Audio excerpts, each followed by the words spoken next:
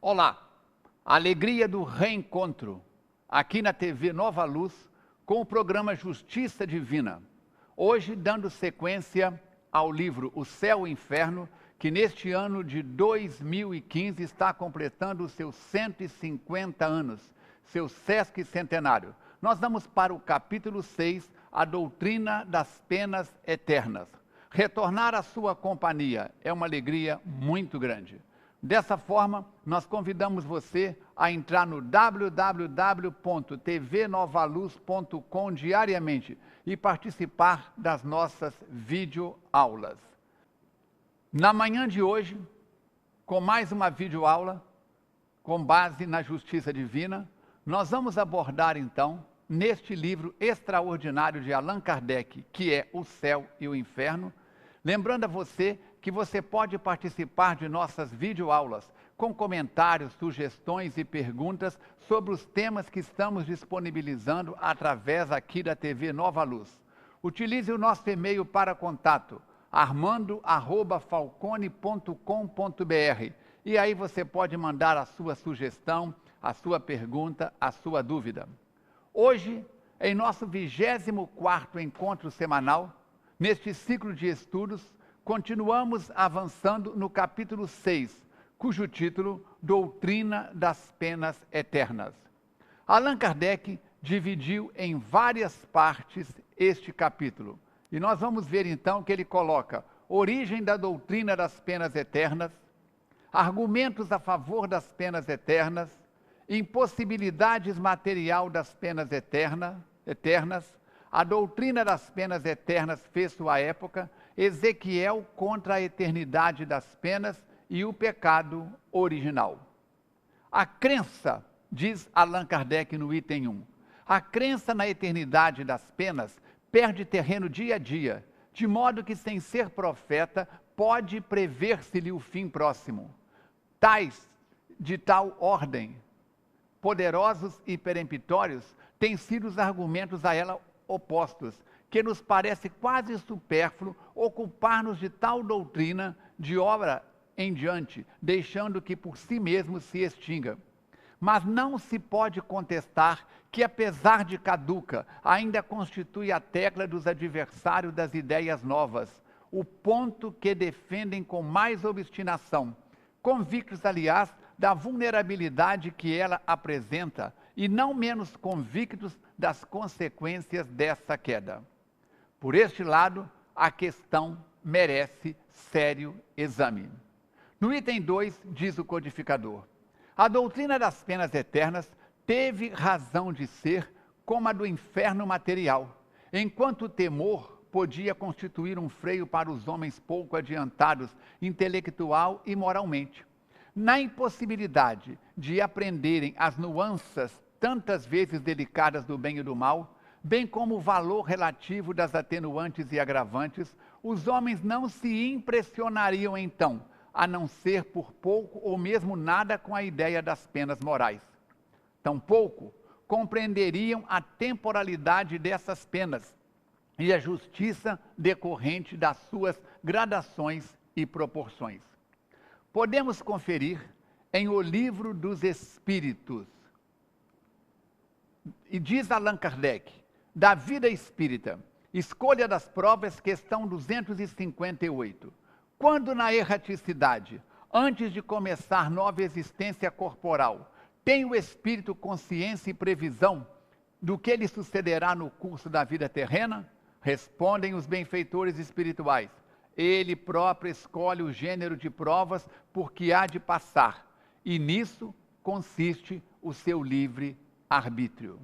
Assim, avançando, quanto mais próximo do estado primitivo, mais material é o homem e seu livre-arbítrio mais reduzido. O senso moral é que, de mais tardio nele se desenvolve, razão pela qual também não pode fazer de Deus, dos seus atributos e da vida futura, senão uma ideia muito imperfeita e vaga. Assimilando-o à sua própria natureza, Deus não passa para ele de um soberano absoluto, tanto mais terrível quanto invisível, como um rei despótico, que fechado no seu palácio não se mostrasse aos súditos. Sem compreenderem o seu poder moral, só o aceitam pela força material. Não o veem senão armado com o raio ou no meio de coriscos e tempestades, e semeando de passagem a destruição, a ruína, semelhante aos guerreiros invencíveis. Um Deus de mansuetude e cordura não seria um Deus, porém um ser fraco, sem meios de se fazer obedecer. A vingança implacável, os castigos terríveis eternos, nada tinham de incompatíveis com a ideia de que se fazia de Deus. Não lhes repugnavam a razão, implacavelmente também ele, homem, nos seus ressentimentos, cruel para os inimigos e inexorável para os vencidos. Deus, de que ele era superior, deveria ser ainda mais terrível do que os próprios homens. Para tais homens, eram essas precisas crenças religiosas assimiladas à sua natureza rústica. Uma religião toda espiritual, todo amor e caridade, não podia aliar-se à brutalidade dos costumes e das paixões.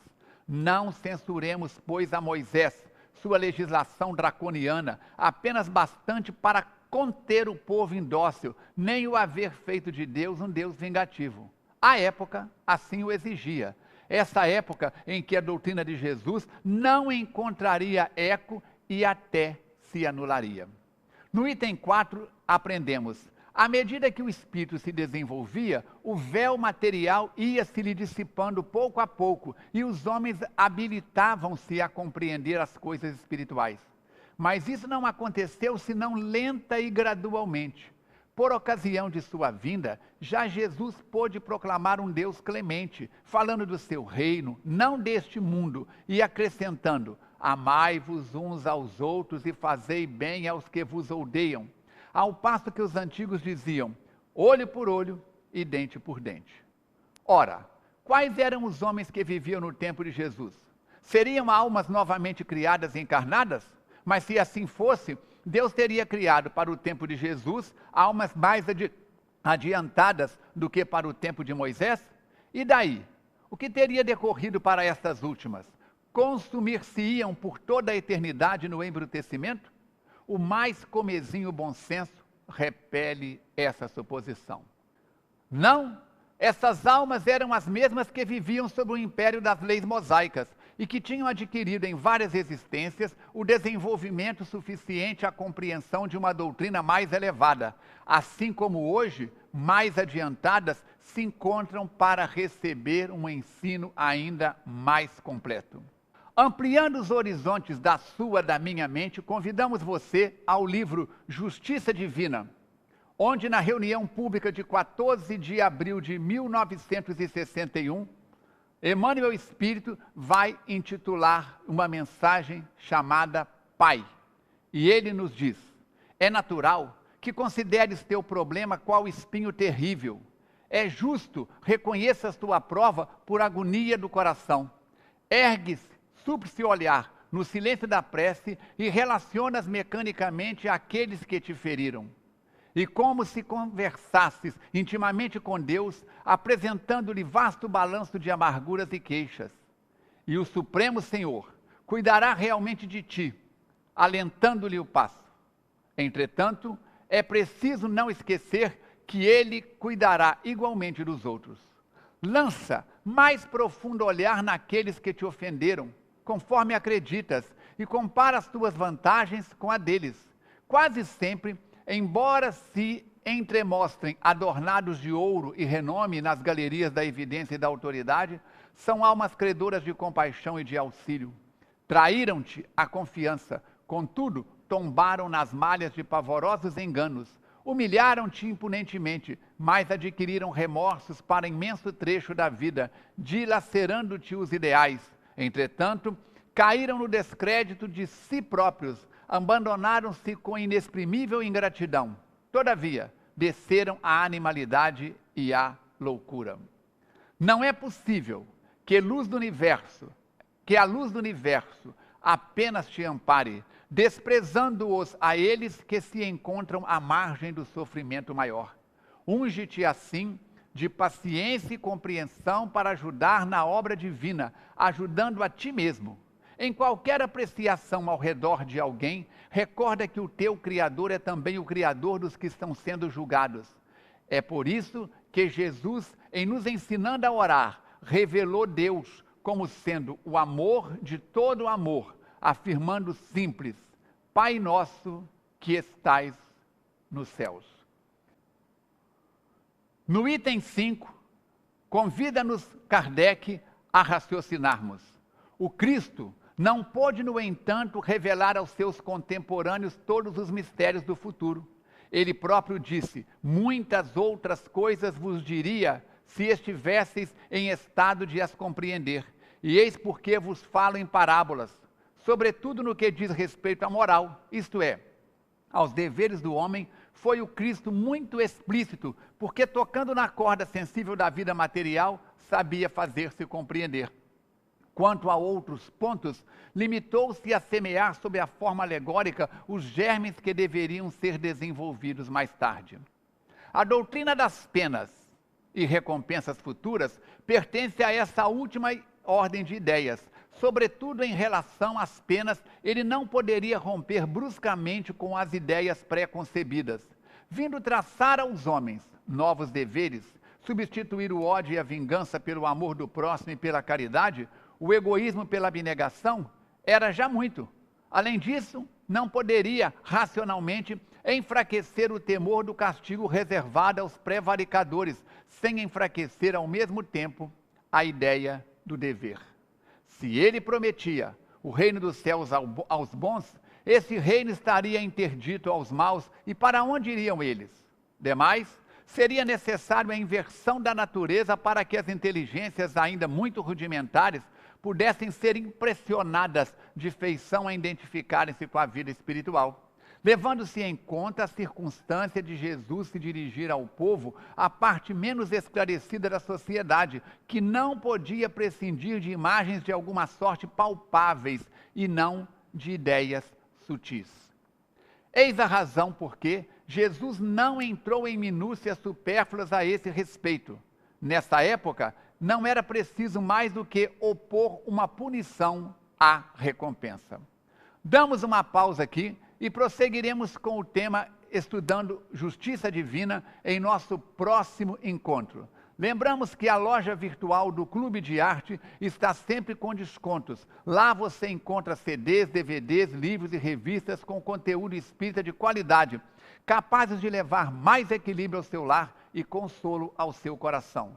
Ligue 021 3017 9800 ou acesse loja.clubedearte.org.br e ajude a manter a programação espírita na rádio e na internet. Convidamos você também a, no seu computador ou nos seus equipamentos eletrônicos, a entrar em contato com www.radioevoluir.com.